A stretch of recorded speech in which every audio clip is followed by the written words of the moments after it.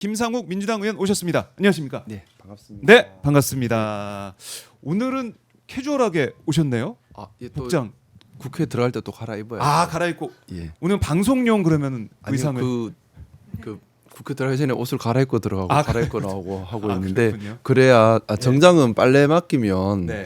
돈이 많이 들어요. 그래서 빨래 맡길 횟수를 줄이려면 입고 나서 스타일러에 걸어놓고 그러면 네. 빨래를 한 달에 한 번만 해도 되더라고요.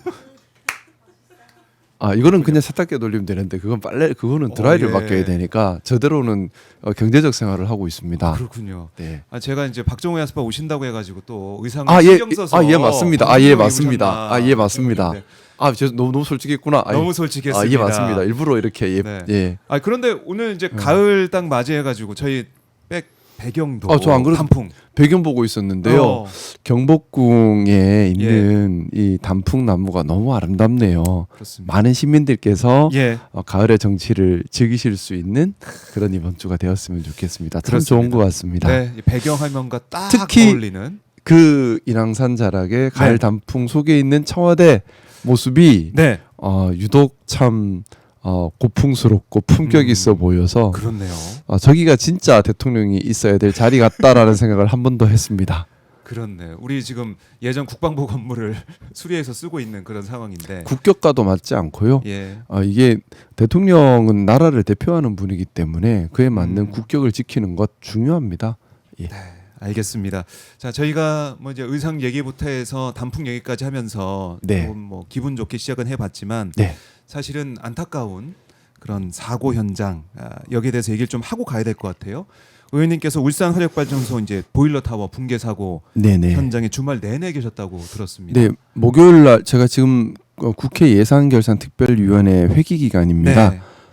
그 목요일 날 오후에 대정부 질의를 마치고 소식을 접하고 바로 울산으로 내려가서 어제 아침에 서울 또 예산결산특별위원회 대정부 질의가 또 이어지기 때문에 네. 올라오기 전까지 목금토일월 계속 현장에서 가족들과 함께 밤낮으로 같이 있었는데요. 네.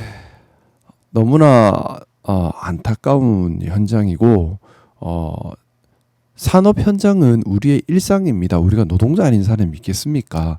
노동자들이 가서 일하는 곳이 산업 현장이고 그렇기 때문에 노동자들은 우리의 가족 또 우리 자신이고요. 네. 산업 현장은 우리가 생활하는 일상입니다.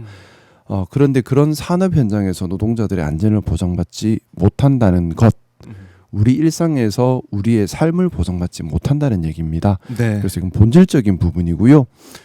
지난 4일간 현장에서 가족들과 함께 시간을 보내면서 여러 가지 생각들을 더하게 돼서 어제 국회에 오자마자 가장 먼저 했던 것이 이런 산업 안전사고를 줄이기 위한 구체적인 논의와 또 정책 예산 배정에 관한 이야기들을 네. 숨가쁘게 했고요. 대정부 질의에도 그 부분을 좀 많이 반영하려고 했습니다. 네.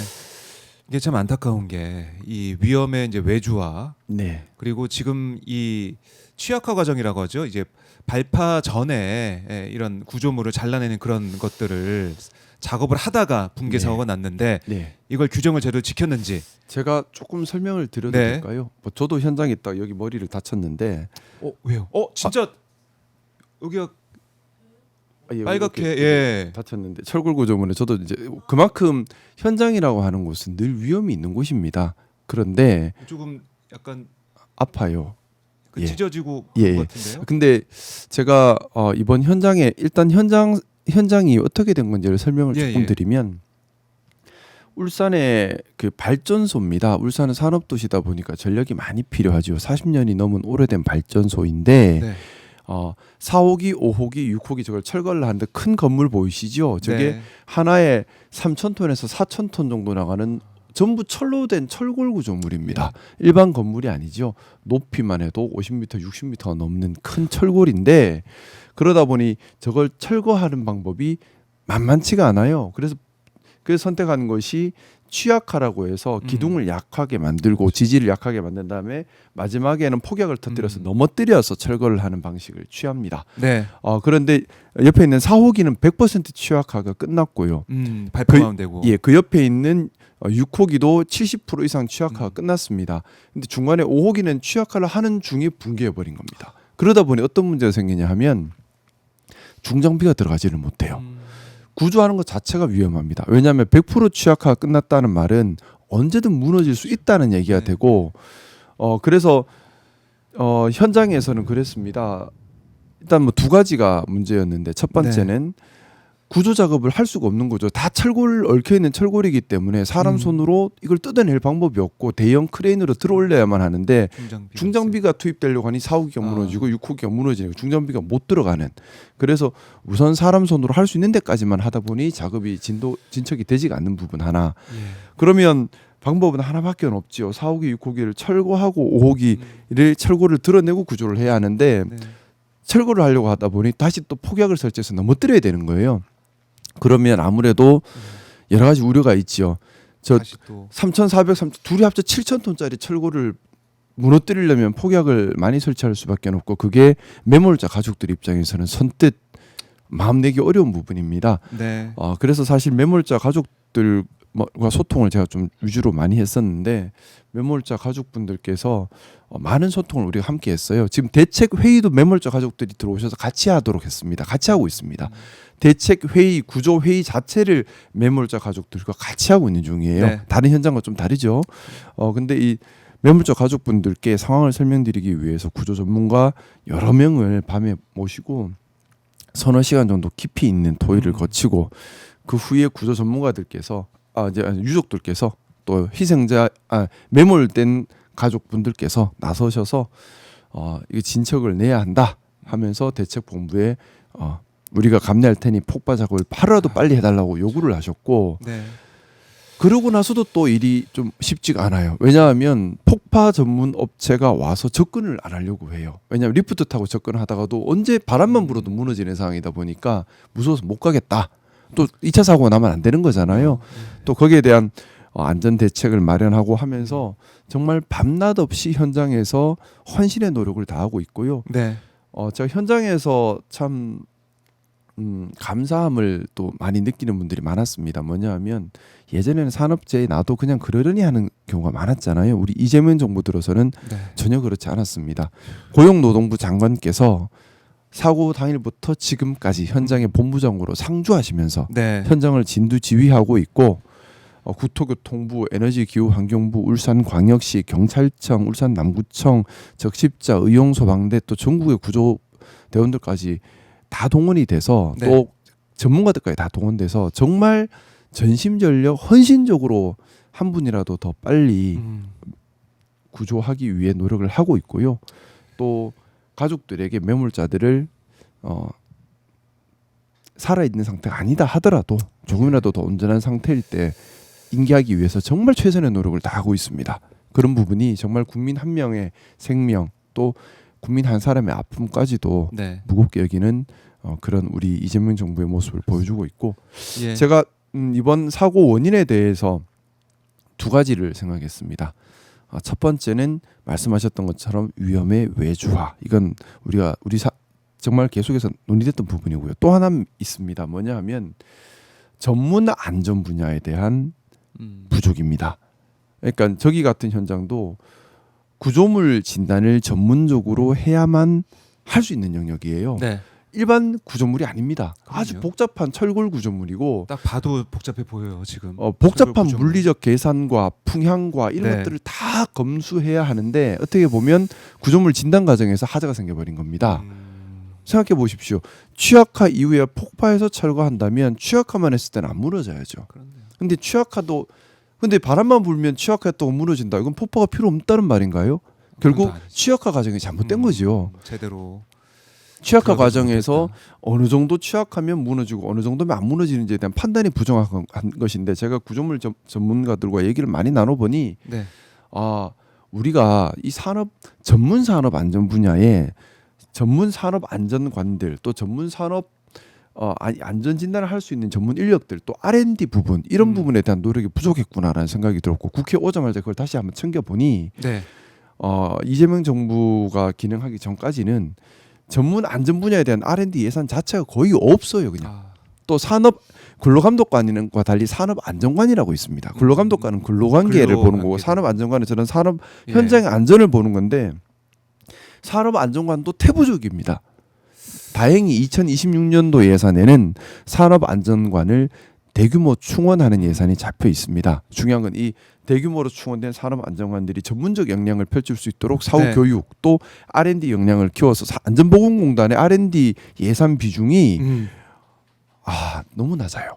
R&D 예산을 많이 넣어야 합니다. 이건 또 우리나라 비용이 아닙니다. 산업 안전 기술을 발전시키면 해외 수출할 수 있는 또 우리의 경쟁력이 될 수도 있고 산업 현장의 안전을 지키는 비용을 다 비용이 아니라 투자입니다. 이건요. 네. 근데 그런 걸 더 올려야 된다는 점. 또 하나는 각계, 학계, 또 기업계, 또 안전보건공단 이렇게 있는 각 분야의 전문 안전 분야의 기술 전문가들이 네트워킹을 가지고 언제든 필요할 때 동원될 수 있어야 되는데 그런 네. 체계를 만드는데도 더 많은 국가적 노력이 필요하다. 이런 부분들을 좀 많이 절감을 했습니다. 예, 김상우 의원의 이제 말씀을 쭉 들어봤는데 이번에 이 사고 현장에 계시면서 네네. 현장의 목소리를 지금 직접 전달해 주셨습니다.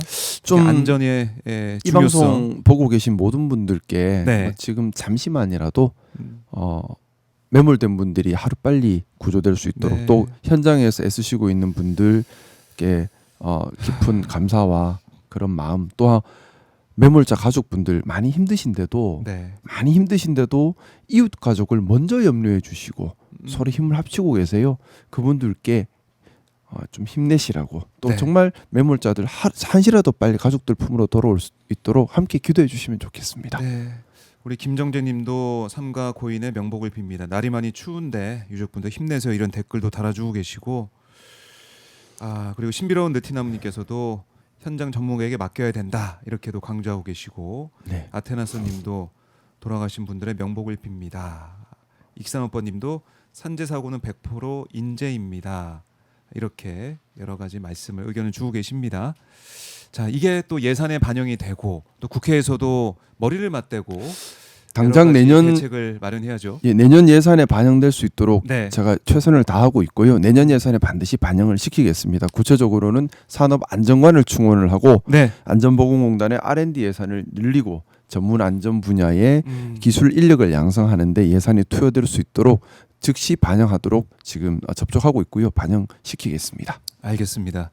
자, 이렇게 되면 국회가 열심히 일하는 모습을 보여주면서 네네. 토론도 하고 논의도 하면서 최선의 대책을 마련을 해야 되는데 예산안도 마찬가지고요. 국민의힘은 지난번 우리가 봤듯이 상복 시위하면서 왜 일 안 해요? 이재명 대통령한테 아니, 그야말로 막말을 쏟아내기도 했었고 지금 예산 예. 처리라서 정말 일을 많이 해야 할 때인데 예산 처리도 질의를 보면 일 관련된 질의가 별로 없어요. 어제도 뭐 대장동 항소포기 그 얘기를 어제는 또 하고 경제부처 질의라서 예. 이런 뭐 제가 경제, 말씀 예산에 고용이나 아니면 경제나 R&D. 아니면 주식 관련된 것이나 산업에 관련된 네. 얘기들을 나눠야 하는데 그런 얘기를 안 하고 또 정쟁으로 가지고 와요. 지금 대장동 얘기는 예. 하고 싶어도 어제 할 일이 아니라 내일 모레부터 할 수 있는 얘기거든요. 근데 그러네요. 분야도 안 맞고 이거 원칙도 안 지키고 질서도 안 지키고 그냥 자기도 하고 싶은 얘기만 그냥 하는군요. 근데 자꾸 이렇게 정쟁으로. 근데 정치가 정쟁에 빠져 있으면 네. 국민들의 삶은 누가 챙깁니까? 정쟁에 빠져 있으면 안 돼요. 정치는 일을 해야 되는 거지. 네. 근데 국민의힘은 자꾸 방향성이 정쟁으로 몰고 가려고 하는 것 같습니다. 그게 너무 안타깝고요. 안타깝다. 대장동에 대해서 조금 말씀을 드리면 네. 어제 정성호 장관님께서도 말씀을 하셨지만 오늘 뭐 국민의힘은 지금 여기 또 일 안 대검 하고 앞인가요? 저기 네, 대검 앞에서 어. 이렇게 규탄 시위를 하고 있습니다. 그걸 오늘 아침에 저희가 네. 8시 반부터 하는 모습을 좀 볼 수가 있습니다. 저기 가신 분들 사진 정확하게 딱 찍어서 우리가 기억하고 있어야 될 것 같습니다. 사진을 찍어서 기억을 네. 해야 된다. 자, 우선 대장동 네. 사건에 대해서 말씀을 드리자면 자, 검찰은 어떻습니까? 잘못을 하면 기소를 하고 기소를 하면 재판을 진행을 하겠지요. 공소유지를 합니다. 그럼요. 그러면 공소유지를 할 때 그때 최선을 다해야 되는 것이겠지요. 네. 그죠? 그럼요. 그래서 1심에서 혹여라도 공소 사실이 빠진 거 있으면 공소장 변경을 통해서 보충 보완을 해서 1심에서 사실관계 주장을 다해서 제대로 된 판단을 받아서 가급적이면 국민들께서 한 번의 재판으로 마무리할 수 있도록 그래서 길게 고통받지 않도록 하는 것이 검찰의 의무입니다. 동의하시지요? 네. 자, 그러면 이번 검찰 대장동 사건에서도 1심에서 그와 같은 노력을 당연히 했어야 하고 했다고 우리는 생각할 수 있습니다. 동의하시지요? 네. 그러면 검찰이 밝힐 수 있는 사실관계에 대해서 최대한 다 사실관계를 밝혀서 재판부에 호소했을 겁니다. 자, 그 결과 네. 검찰이 요구했던 구형보다 법원의 선고형이 더 높게 나왔습니다. 그럼 무슨 의미인가요? 보통은 검찰의 구형보다 법원의 선고형은 낮게 나옵니다. 거의 뭐 2분의 1 이 정도 생각을 많이 하더라고요. 예, 왜냐하면 검찰에서 최선을 다해서 이 사람 정말 나쁜 사람입니다 하면서 최대한 올려서 구형을 해 들어가기 때문에 그렇고요. 그리고 구형이라는 것 자체가 검찰이 그 재판 심급 단계에서 달성하려는 목표이기 때문에 아하. 그렇습니다. 근데 100% 목표 달성이라는 없기 때문에 보통 70% 60% 정도 선고형이 나옵니다. 그런데 네. 이번 대장동 사건 같은 경우는 검찰이 최선을 다해서 1심 재판을 진행했고 밝힐 수 있는 공소 사실을 최대한 다 밝혀서 구형을 했는데 법원은 그것보다 더 큰 선고형을 때렸습니다. 자, 그러면 법원의 재판을 검찰의 손을 안 들어준 건 아니죠. 그렇죠. 검찰은 요만큼만 들어도 된다 했는데 이만큼 들어준 거예요. 아하. 자, 그러면 항소란 건 뭔가요? 항소라고 하는 것은 1심 때 우리가 100의 목표를 달성하고 싶었는데 60, 70밖에 달성이 안 됐으니 100을 더 달성해야 된다. 재판부가 판단을 잘못했다. 그러니 네. 항소해서 나머지 30 채우겠다는 게 항소지요. 그렇죠. 자, 재판부에 그러면 호소를 해가지고. 자, 그러면 우린 60만 채우면 돼 했는데 우린 100만 채우면 돼 했는데 법원에서 200을 채워줬어요. 그럼 항소할 이유가 있나요? 그렇네요. 그러니까 그리고 검찰에서는 그 얘기합니다. 우리 공소사실 더 밝혀야 돼. 그건 1심에서 했었어야죠. 만약에 왜 안 했어? 공소사실을 추가하거나 변경해야 될 것들이 있었더라면 네. 1심에서 했었어야죠. 음흠. 판사님 잠시만 요거 변경하고 다시 선고하십시오 했었어야지. 왜 그걸 안 네. 하냐는 거죠. 자, 제가 첫날 우리 예산결산 대정부 질의할 때에 법무부에 그 질의를 했었습니다.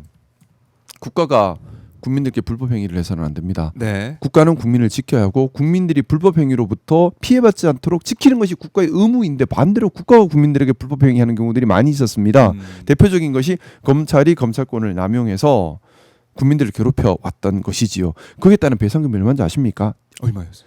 2026년도에 소요되는 국가가 국민에게 이렇게 검찰권을 남용하는 등 여러 가지 이런 사유로 인해서 배상해야 될 배상금, 배상 소요액이 3,800억입니다. 우리 규정한 혈세가 국가가 불법 행위를 한 것 때문에 말도 안 되게 사용되는 부끄러운 참담한 현실인 거예요. 그러면 이거는 금액을 떠나서요. 부끄러운 겁니다. 검찰이? 국가가 국민을 보호해야 하고 국가가 국민이 불법 행위로부터 피해받지 않도록 해야 하는데 국가가 나서서 불법 행위를 하고 있다. 네. 이건 용납할 수 없죠.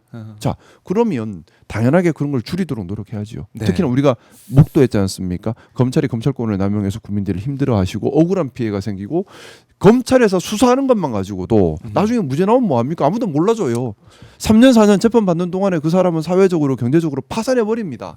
아무도 몰라줘요. 그러면 잘못한 사람은 벌 받아야죠. 하지만 억울한 사람은 빨리 그 고통에서 벗어날 수 있게 해줘야 되는 겁니다. 나중에 국가비 형사배상이라는 게 뭐냐 하면 죄 없는 사람을 1심, 2심, 3심까지 끌고 가서 결국 무죄가 나오면 그건 국가가 잘못한 불법행위라고 해서 국가가 배상하게 하는 게 국가 형사배상이에요. 그 국가 형사배상액이 그렇게 천문학적 돈이 나오도록 한다면 이거 문제 있는 거예요. 그래서 대통령께서 국가 괴롭히지 말라 한 거예요. 잘못한 사람 벌 받아야 됩니다. 당연합니다. 그건 당연하죠. 1심 때 열심히 해서 1심 때 결과 받으면 되는 거지요. 1심 때 열심히 해서 1심 때 유죄 판단을 받고 국가는 원칙적으로 1심에서 네. 잘못한 사람 단죄를 끝낸다는 생각으로 국가의 그 강력한 조직과 강력한 힘으로 강력한 수사력으로 1심 때 끝을 내는 것이고 예. 근데 개인은 다르잖아요. 개인이 힘이 있습니까? 아무것도 없잖아요. 그러면 경우에 따라 변호사 조력도 못 받고 1심 하는 경우도 있다고요. 그런 경우에 한해서 그러면 그런 분들이 1심에서 피고인들이 본인의 부족함 때문에 경제적 부족함이나 네트워크나 힘의 부족함 때문에 1심에서 억울할 때에 항소, 상소를 할 수 있도록 길을 열어주는 삼심제로. 그게 피고인을 위한 형사 절차인 것이지 네. 강력한 힘을 가진 국가가 1심에서 다 받았는데 괴롭히려고 2심, 3심으로 계속해서 끌고 가는 거는 국가가 괴롭히는 거고 국가가 힘을 남용하는 겁니다. 그런 거 하지 말라는 방침을 세웠던 것이고 자 그리고 이 대장동 사건에 관해서 대통령께서 직접 지시한 거 있나요? 없습니다. 없죠. 장관님도 직접 지시한 거 없죠. 원칙에 따라 판단한 거죠. 장관님 원칙 예. 첫 번째 원칙 그거였죠. 신중하게 알아서 해라. 네, 신중하게 알아서 해라. 그리고 네. 결과 올라왔는데 구형량보다 선고량이 2배 많았습니다. 2배인가 얼마인가 모르겠다. 하여튼 구형량보다 선고량이 더 많았습니다. 유동규 7년 구형했는데 8년이 나오고 그러니까 조금 더 나왔네요. 예. 구형량보다 선고량이 많았습니다. 그러면 원칙상 항소할 이유가 없는 거죠. 그게 원칙이고 그게 지금 우리 원칙을 대한민국- 얘기한 건데 그게 무슨 은폐예요? 그러니까 지금 보면은 이거 어제 정성호 장관의 설명도 우리가 쭉 들어봤지만은 실익이 없다. 원칙을 지키자는 겁니다. 원칙이 저는 계속해서 말씀드리자면 보수주의자예요. 아, 보수주의자는 보수주의자. 원칙을 지키는 걸 중요하게 생각합니다. 검찰이 항소 원칙을 지키면 돼요. 검찰의 항소 원칙 1심 때 최선을 다한다. 네. 그리고 구형량보다 적게 선고형이 나면 항소할 수 있다. 경우에 따라서. 근데 그 항소도 신중해야 한다. 네. 구형량보다 선고형이 높았다. 항소할 이유가 없는 거죠. 그게 원칙입니다. 원칙대로 하는 거예요. 자, 그리고 검찰 그동안 뭐였는데요. 윤석열 정부 때 네. 사건 은폐 얼마나 많았습니까? 김건희 은폐, 뭐 다 은폐, 명태균 은폐, 우연히 주고. 은폐 할 예. 때는 입 다물고 가만히 있다가 지금 원칙대로 진행하니까 갑자기 난리예요. 그러니까요. 그걸 보면서 국민들께서 이거 검찰이 왜 이렇게 선택적이야?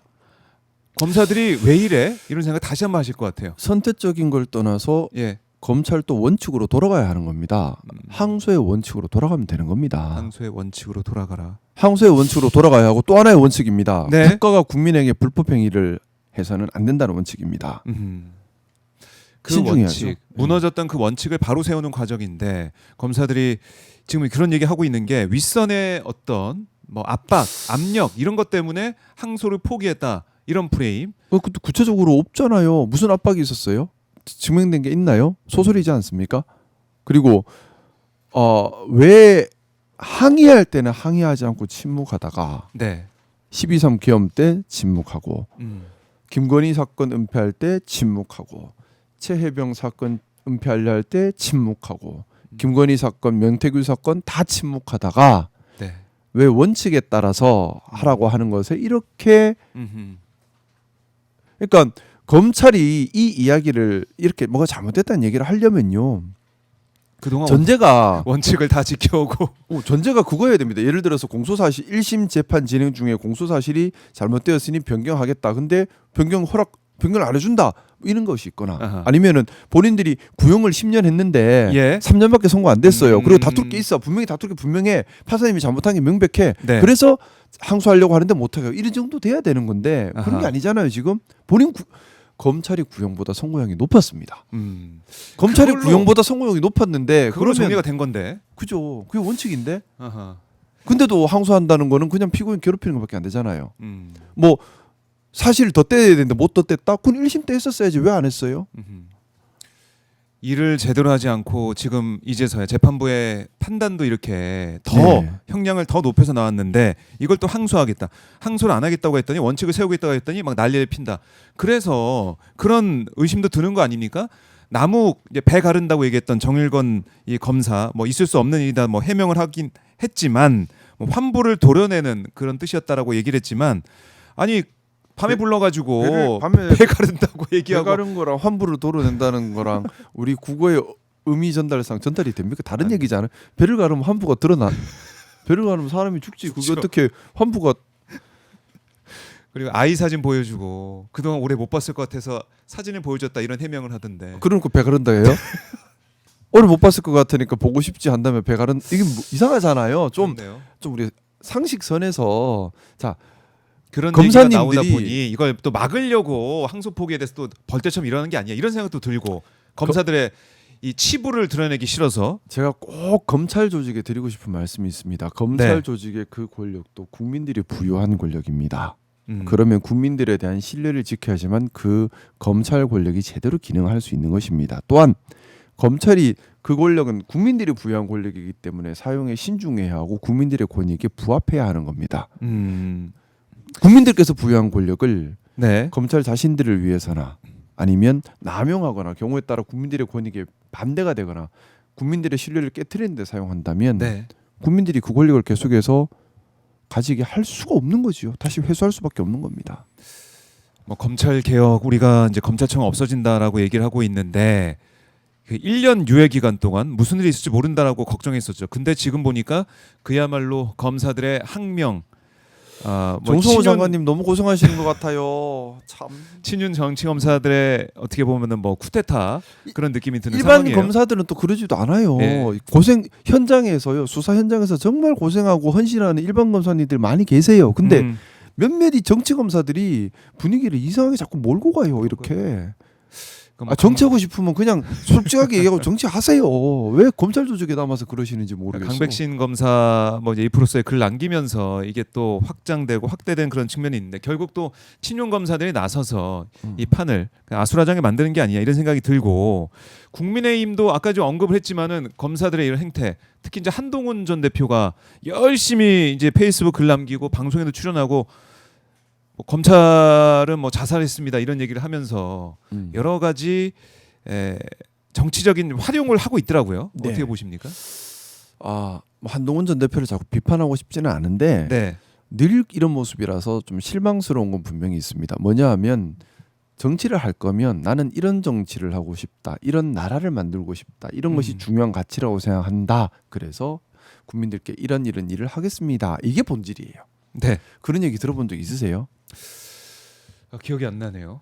안 되고 그런 얘기는 탄핵, 없고 특검 이런 얘기만 하고 있네요. 늘 보면 예.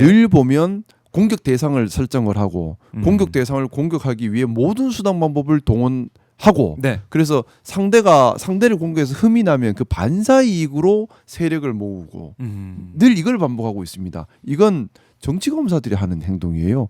지금 이런 모습은 정치인의 모습이 아니라 정치 검사의 모습입니다. 아하.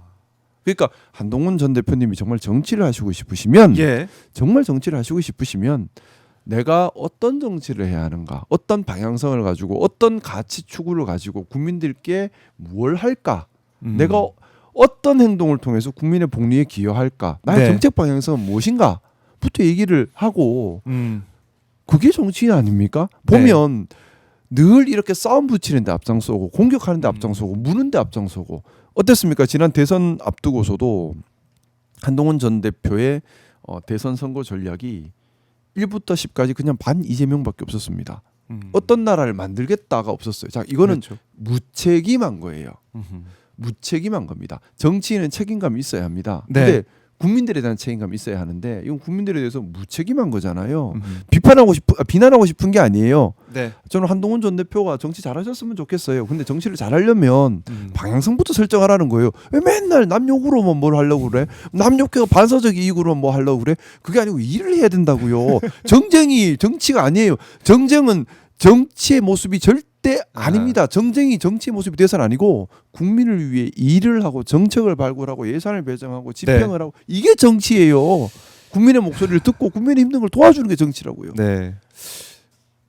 정말 정치인의 자세를 김상호 의원 만날 때만 저희가 항상 배우고 있는데 국민의힘 특히 이제 한동훈 전 대표나 이런 정치인들을 보면은 일하는 모습은 안 보이고 이제 말꼬리 잡고 그죠, 비난하고 이런 거만 보이기 때문에 우리가 이재명 대통령님 좋아하는 제일 큰 이유가 뭡니까?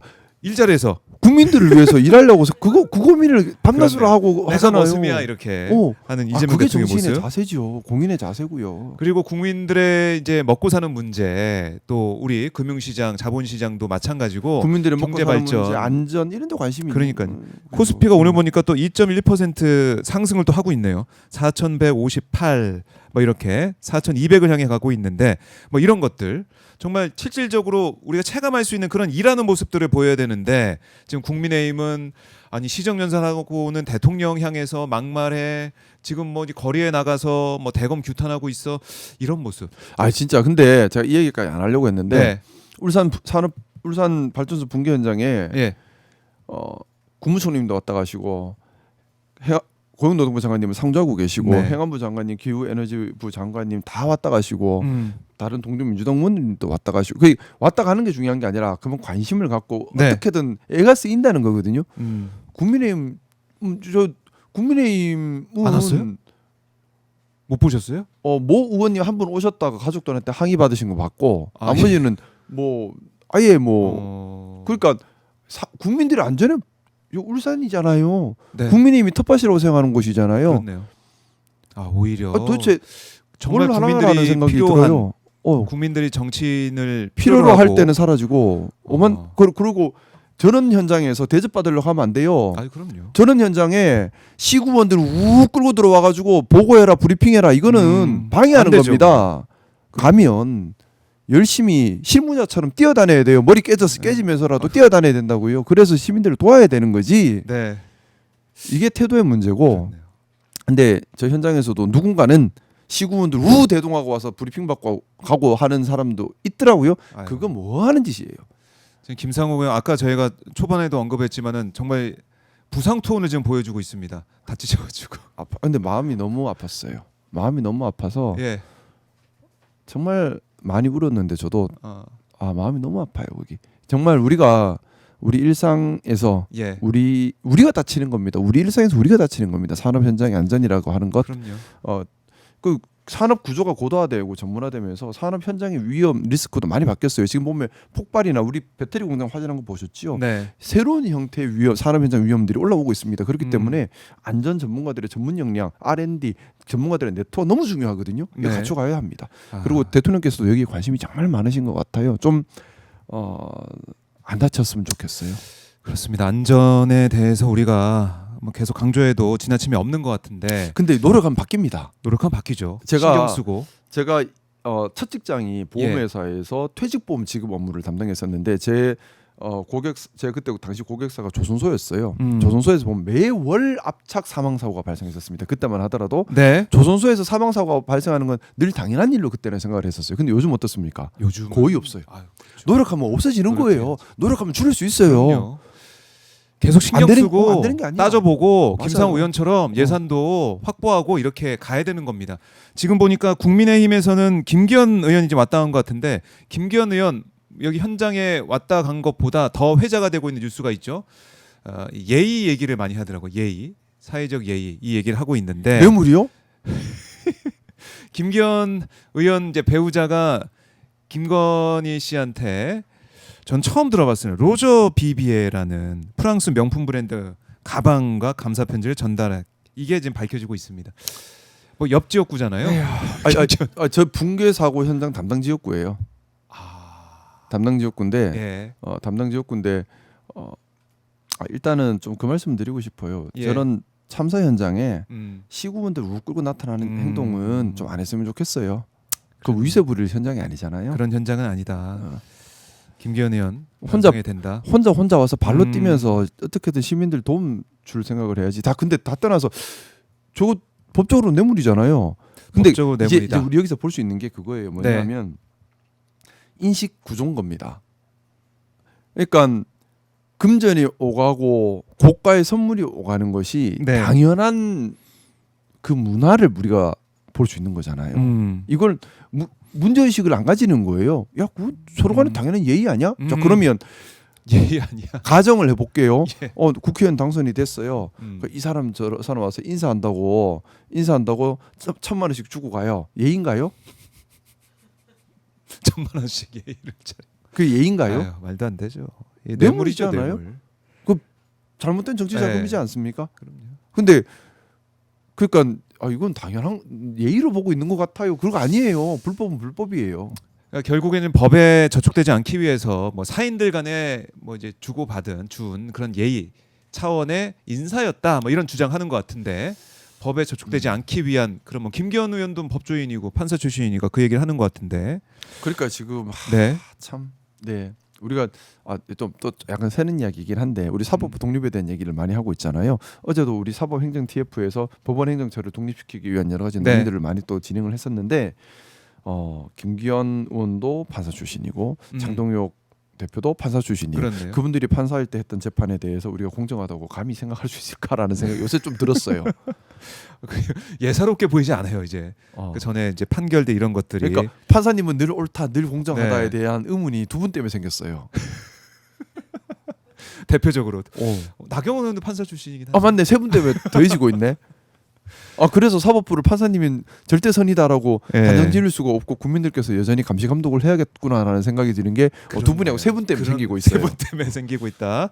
그런데 아까 이제 김기현 의원 말씀하셨지만은 울산 이 사고 현장 정말 보니까 김기현 의원 왔을 때 뭐 주위에 많은 분들 계시네요. 사진을 보니까 지금 사진이 사진 있어요? 한번 보여주세요.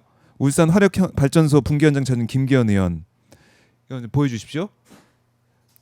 자, 저 뭐 하는 거냐고요. 저 지금 이게 뭐 같이 다니고 있는 모습입니다. 아마 이제 관계자들 시구원들이에요. 시구원들이에요. 진짜? 시구원들 데리고 와서 이렇게 설명드리시는 가운데 것 딱 같은데. 서서 네. 뒤에 우르르 다니고 있는 이러면 모습이네요. 현장이 얼마나 방해가 돼요. 그렇네요. 이것도 저는 혼자 뛰다녔는데 의원님 혼자 머리 깨져가네. 머리 깨져가면서 다녔는데 심부름 한다고. 김기현 의원 예의를 중요시하는 김기현 의원 예, 그 이러고 예의는 다니고 항상 좀 좋은 걸로 예의를 좋은 걸로 인사를 얘기가. 하시는. 그러니까 뭐 저분들 사이에도 예의가 오갈 수 있을까요?라는 그러진 않겠죠? 그러진 않을 그런 거예요. 또 의심을 하게 되네. 그러진 않을 거예요. 예의를 얘기했더니 뭐 예의 차리려면은 로저 비비의 정도는 좀 알아야 예의를 알게 되는 그런 상황인데 네. 야, 이건 뭐 근데 충격적입니다. 정말 우리가 참사의 아픔에 진정으로 공감한다면 네. 저렇게 티내려고 오는 게 그렇네요. 중요한 건 아니라고 생각합니다. 알겠습니다. 정리를 해보고 지금 속보가 들어왔는데요. 이 아까 얘기했던 4호기, 6호기 오늘 날 12시에 발파한다. 네. 시간이 중수본에. 정말 말이 땡긴 겁니다. 예. 이거 시민들께서는 왜 이렇게 늦다고 말씀하실 수 있는데 정상적으로 발표한다면 다음 주가 가도 못하는 그래요. 겁니다.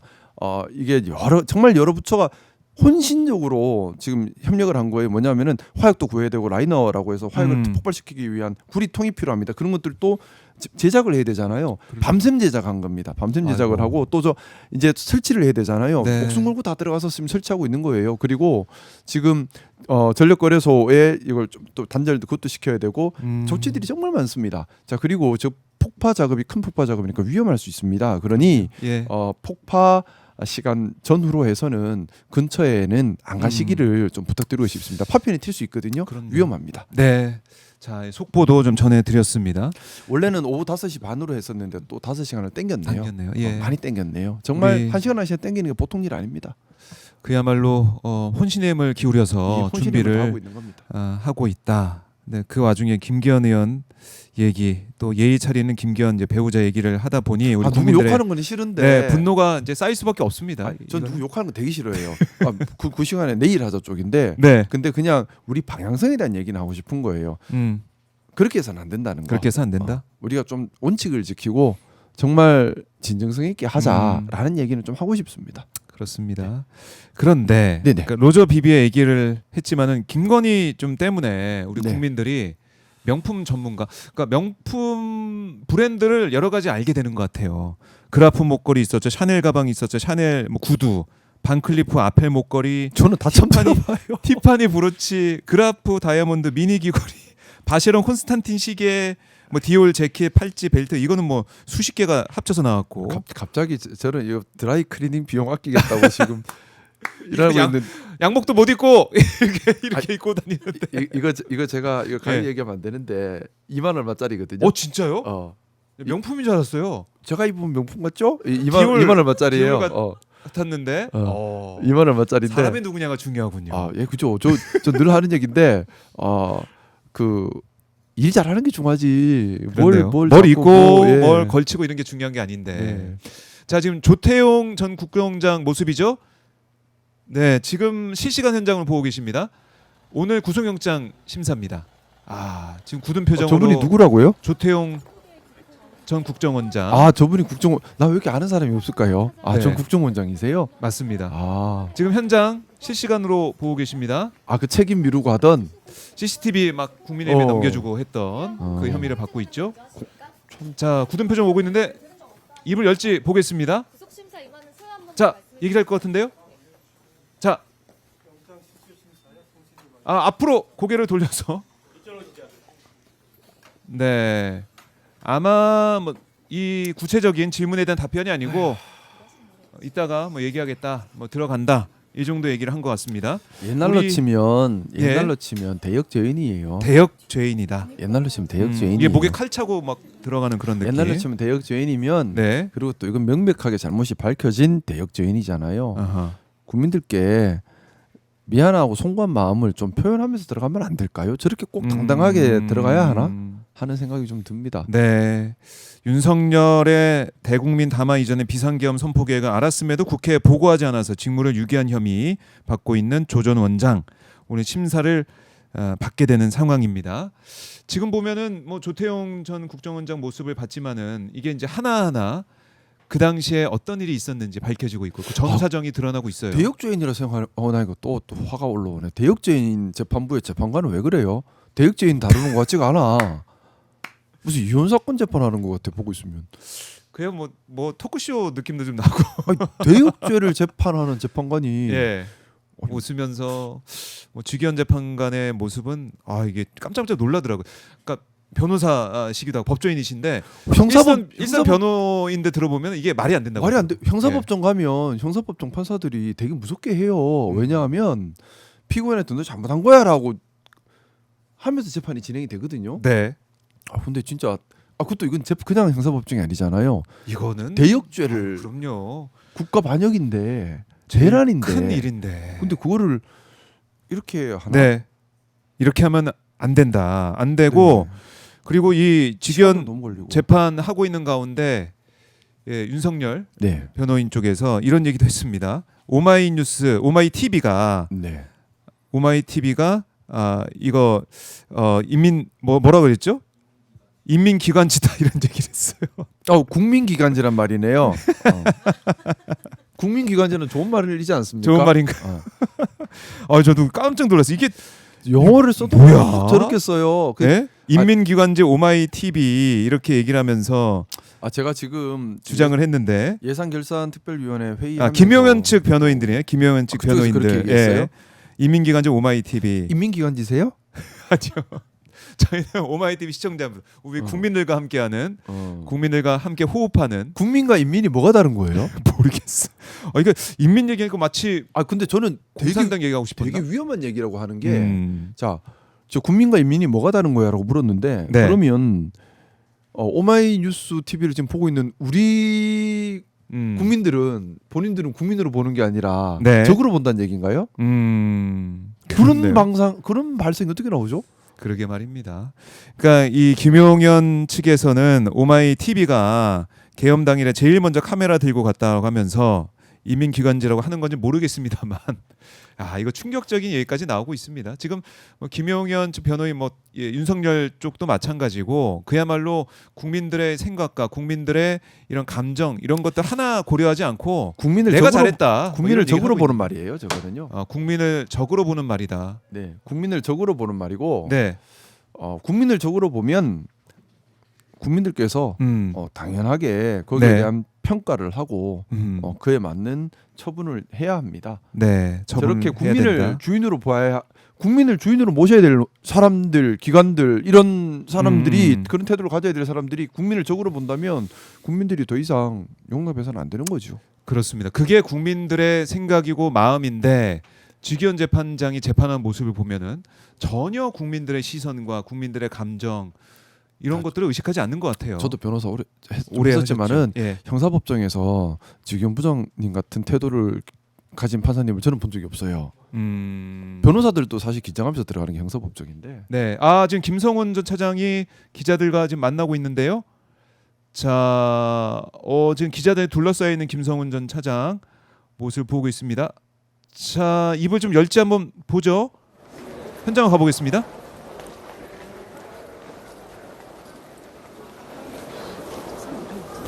김성우 경호처 차장 있지.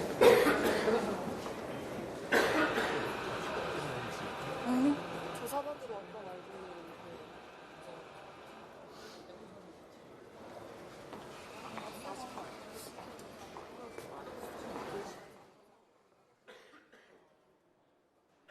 조사받으러 왔다. 그왜 침묵이에요?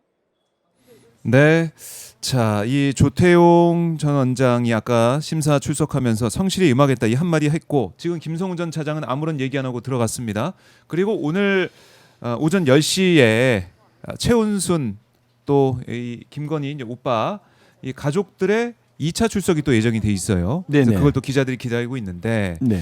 자, 이 재판 과정 또 특검 수사 과정 이게 참 숨가쁘게 흘러가고 있습니다. 결국에는 이렇게 수사를 하고 우리가 재판을 하고 이것은 네. 대한민국의 법치를 바로 세우고 이래서는 안 된다. 이런 범죄 또 이런 내란 안 된다. 이걸 확실히 세우고 싶어하는 거 아니겠습니까? 국가기강을 바로 세우는 바로 겁니다. 세우는 거죠. 이걸 제대로 세우지 못하고 간다면 언제든 다시 한번 12.3 내란 사태가 또 일어날 수 있는 겁니다. 네. 정확하게 엄단하고 관련자들을 발본 세곤하고 국가기강을 바로 세워야지만 네. 그 위에 대한민국의 미래와 번영이 있을 수 있다고 믿습니다. 특히 국민이 주인 되는 나라.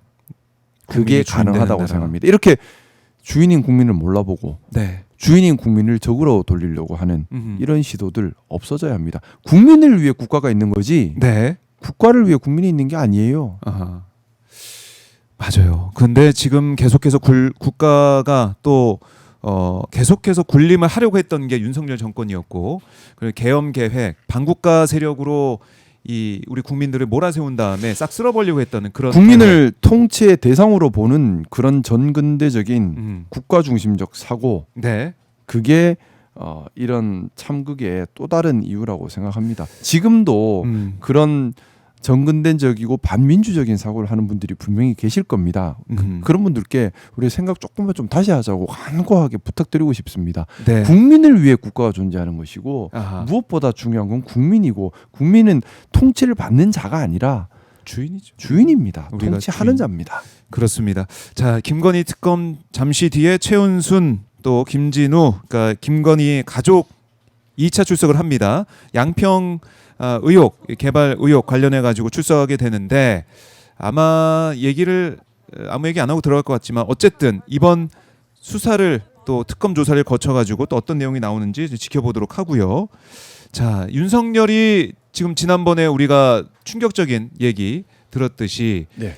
한동훈 뭐 잡아서 총으로라도 쏴서 죽여야 된다 이런 얘기를 하고 그런 상황인데 오늘은 이 해병 특검 여기에 또 조사를 받게 되는 그런 상황입니다. 네. 이제 마무리가 가는 것 같아요.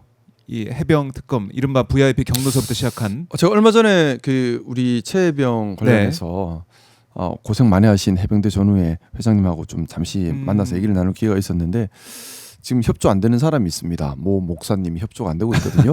관련해서 정말 조금만 더 시간이 더 있으면 좋겠다. 예. 조금만 더 시간을 가지고 최해병 사건도 네. 정말 묻혀가는 부분 없이 깨끗하게 다 드러날 수 있도록 조금만 더 시간이 있었으면 좋겠다는 간곡한 청을 말씀하시더라고요. 좀 그런 부분들도 반영이 되었으면 좋겠습니다. 시간이 조금 더 필요합니다. 시간이 조금 더 필요하다. 예, 예. 이제 거의 다 왔지만은 그래도 좀 더 가야 된다. 모 이렇게 볼 수가 목사님이 지금 있고. 협조가 안 되고 있기 때문에 그 목사님 빨리 오셔야 됩니다. 빨리 오시면 좋겠고요. 그리고 내란 특검이 윤석열 일반 이적죄를 기소를 했어요. 네네. 결국 계엄을 목적으로 남북 대치 상황을 이용해서 북한의 도발을 이끌어내는 핵심은 그겁니다. 우리나라의 군사상 피해를 줬다. 피해를 줬다. 일반 그 이적죄. 지금 뭐 확인된 건 아니지만 지금 들려 나오는 이야기로는 구사단을 움직이려고 했었다. 예전에 뭐 그런 말들도 나오고 실제로 또 무인기를 보냄으로 인해서 우리의 작전과 전략이나 이런 군사 기술 체계가 노출이 네. 된 거지 않습니까? 자, 지금 최은순 들어오고 있는데 한번 현장 가보시죠.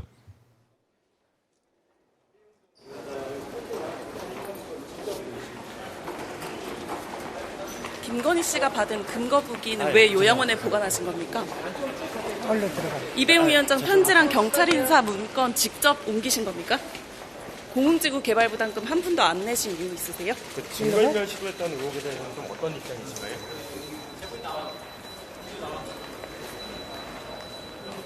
그래도 붙으셨네요. 갑자기.